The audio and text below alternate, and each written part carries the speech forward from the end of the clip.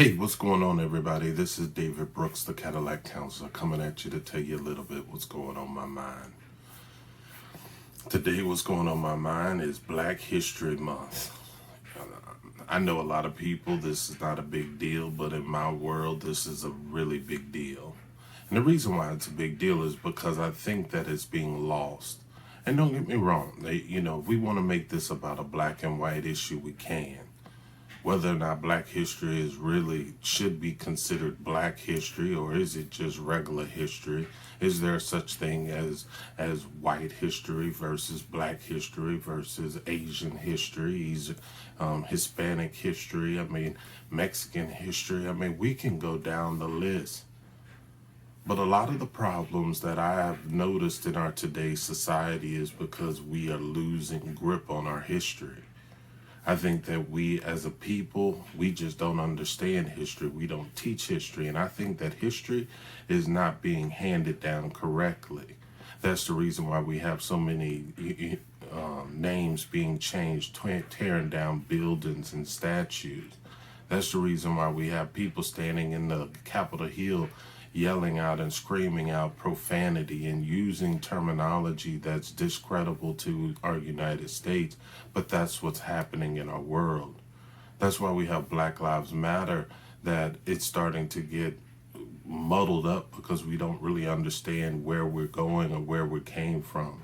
A lot of people don't know the history of the Black Panthers or the history of Martin Luther King, and then why was Malcolm X and Martin Luther King so different. A lot of people don't even know that Martin Luther King's speech that he did was mostly impromptu. He did write a little bit, but he did have a little parts of it that he just did on the whim. We're not passing history down. When you look at different names, you have Claudette Calvin. Nobody's even talking about her. This is part of our history, people. And until we get to that stuff, people don't even know that the Quakers in 1688 were the first people to ever protest again. It wasn't just black people that freed black people, and that's the reason why we're not passing this information down. Most people don't even know about Black Wall Street. And this was the reason why Oklahoma really got upset about Trump having his first campaign speech during the epidemic right there in Oklahoma during its anniversary. This is what's really going on in America, people, is that we don't really understand history. History used to be music. That was the only pure, genuine history. Think about it, people. Whenever people created songs, it was from their perspective. When you go back and you listen to it, it might not be exactly what history was, but it is giving you somebody's perspective. When we read it in books, it's all somebody's perspective. We don't even get the true essence of what black history was, especially in schools. I've even went to different schools during Martin Luther King and black history and listened to what they're doing. They're missing the whole point. It's about educating people on the whole history of black people. Let's take Harriet Tubman for a second.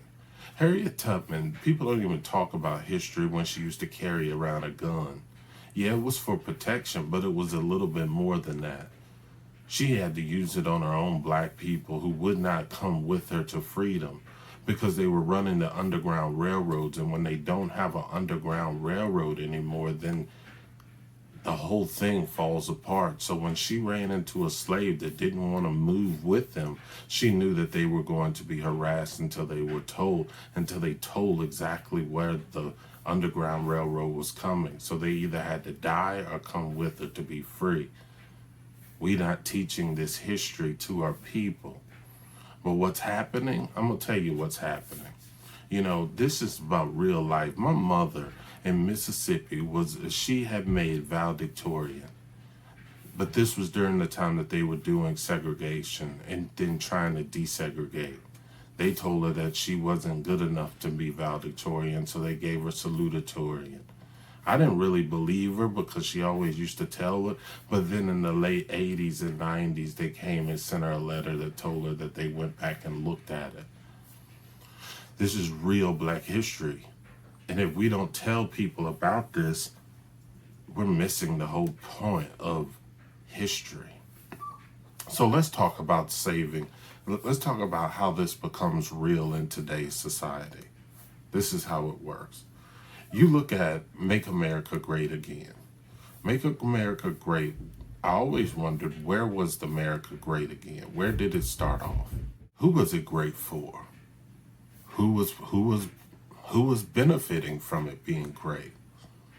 These are the issues that I'm having major concern with. Whenever we look at Make America Great Again, it's really only looking at one particular part. Now, I'm good with making it great. I want America to be great. And that's the reason why I have my hats. Make it great without hate. But this is the deal. Now that the elections are over, now it's split. Now that all the funds that are in the Make America Great Again, MAGA, now that is shifting to Save America. 75% of the funds are going to Save America, and the rest of the 25% is going to the Republican Party. Okay. In 2020, Save America probably raised roughly about $218,000. Right now, they're sitting at about $31 million. Let's talk about that and why this is so powerful. Ever since the Trump impeachment, this fund has started to increase. They've made a whole lot more money. They've taken a lot of donations in, and people don't really understand that this is a stance against impeachment, but standing up for the Republican Party. Now, you got to understand, this new political action committee, this money can't be used to run for president. But what he's doing is he's using this money for ongoing campaigns, especially in the midterms in 2022. Remember, I told you that before.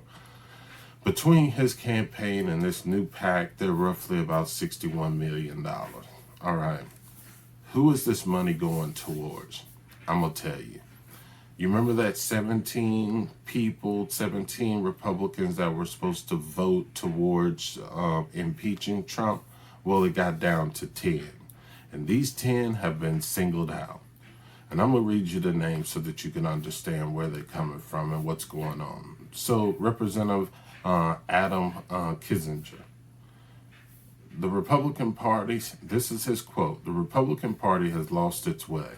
If we are to lead again, we need to muster the courage to remember who we are."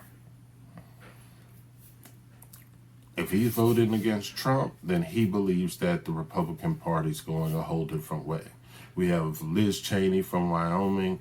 We have John Keiko from New York, Fred Upton, Jamie Herrera Butler, Dan Newhouse from Washington, Peter Major in Michigan, Anthony Gonzalez of Ohio, Tom Rice in South Carolina, and Representative David Valadao in California. Now, if we look at all 10 of these are all people that were pretty much in these swing states, that kind of was at that swing state. So they're really moderate Republicans. So let's look at these moderates.